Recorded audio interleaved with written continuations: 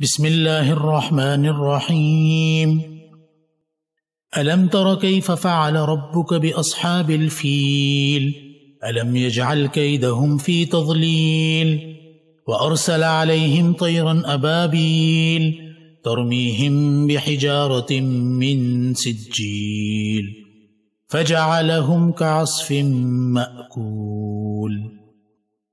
اہم شرعی مضامین میں سے ایک مضمون یہ بھی ہے کہ شعائر اسلام اور احکام الہی کی بے حرمتی کرنے پر اللہ کے عذاب سے ڈرنا چاہیے۔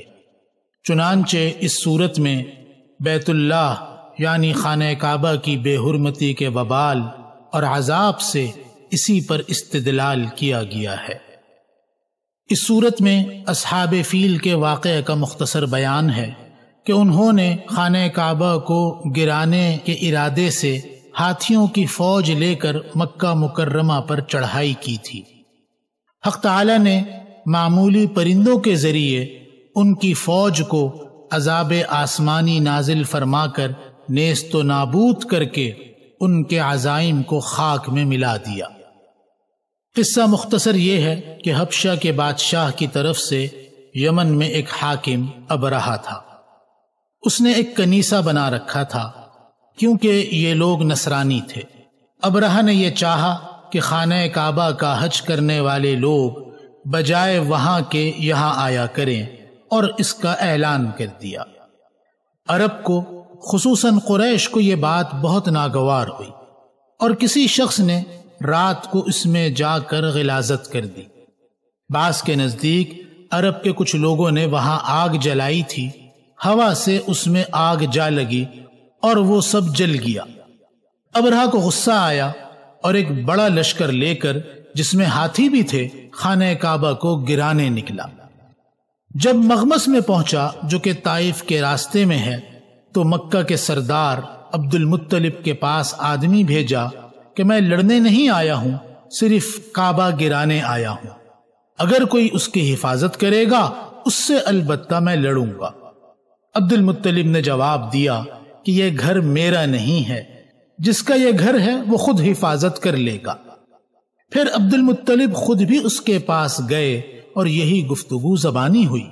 وہاں سے واپس آ کر عبد المطلب سب قریش کو لے کر پہاڑوں میں جا چھپے تاکہ ابرہہ کے لشکر کے شر سے محفوظ رہیں اور دعا میں مشغول ہو گئے۔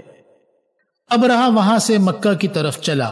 جب مزدلفہ کے قریب وادی محصر میں پہنچا تو سمندر کی طرف سے کبوتر سے تھوڑے چھوٹے کچھ سبز اور زرد رنگ کے پرندے آئے۔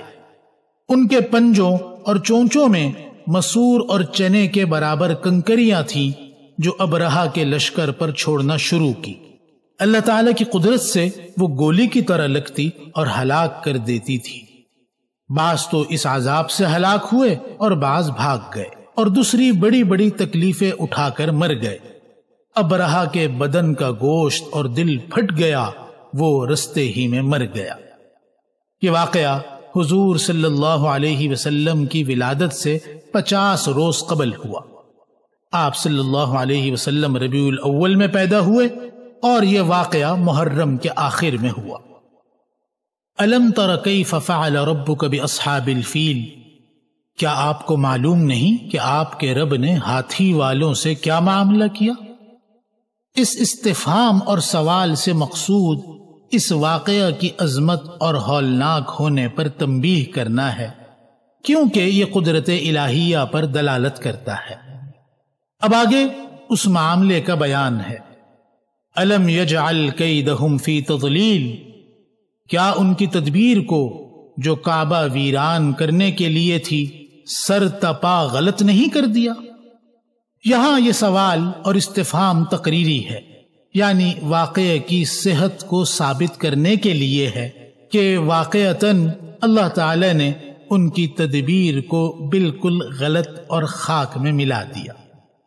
وَأَرْسَلَ عَلَيْهِمْ طَيْرًا أَبَابِيلَ تَرْمِيهِمْ بِحِجَارَةٍ مِّن سِجِّيلٍ، اور ان پر غول کے غول پرندے بھیجے جو ان لوگوں پر کنکر کی پتھریاں پھینکتے تھے۔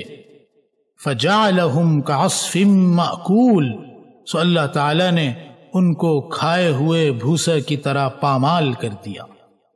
الم تر کیف فعل ربک، یہاں الم تر فرمایا جس کے معنی ہیں کیا آپ نے نہیں دیکھا؟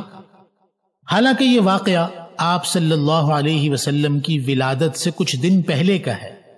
آپ صلی اللہ علیہ وسلم کے دیکھنے کا یہاں بظاہر کوئی موقع نہیں تھا، مگر جو واقعہ ایسا یقینی ہو کہ عام طور پر مشاہدہ کیا گیا ہو، اس کے علم کو بھی لفظ رویت سے تعبیر کر دیا جاتا ہے کہ گویا یہ آنکھوں دیکھا واقعہ ہے، اور ایک حد تک دیکھنا بھی ثابت ہے، جیسا کہ مروی ہے کہ حضرت عائشہ صدیقہ اور حضرت اسماء رضی اللہ عنہما نے ان ہاتھی بانوں کو اندھا اور اپاہج بھیک مانگتے دیکھا ہے، اور نوفل بن ابی معاویہ سے منقول ہے کہ انہوں نے وہ کنکریاں دیکھی ہیں۔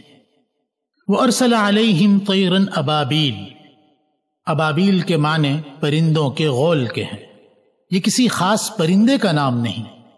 اردو زبان میں جو ایک خاص چڑیا کو ابابیل کہتے ہیں، اس سے وہ مراد نہیں، جیسے کہ پیچھے گزر چکا ہے۔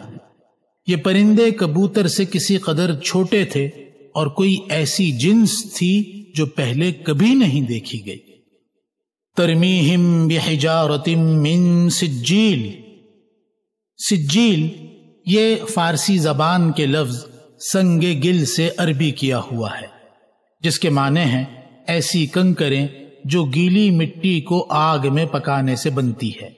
اس میں اس طرف اشارہ ہے کہ یہ کنکریں بھی خود کوئی طاقت نہ رکھتی تھیں، معمولی گارے اور آگ سے بنی ہوئی تھی، مگر حق سبحانہ و تعالی کی قدرت سے انہوں نے گولیوں سے بھی زیادہ کام دیا۔